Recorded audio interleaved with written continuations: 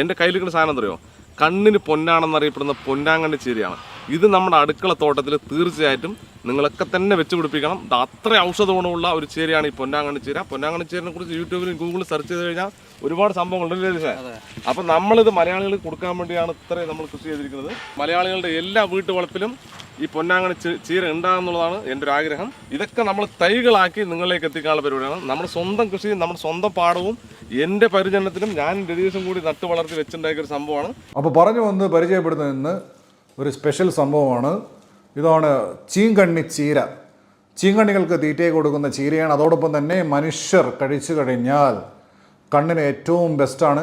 S23 ultra പോലെ zoom ചെയ്ത് നിങ്ങൾക്ക് വളരെ ദൂരെയുള്ള കാഴ്ചകൾ കാണാൻ വേണ്ടി സാധിക്കും. അതുപോലെ നൈറ്റ് വിഷൻ, ഏലിയൻസിനെ കാണാൻ സാധിക്കും. അങ്ങനെ പല ഗുണങ്ങളുള്ള ഒരു ചീരയാണിത്.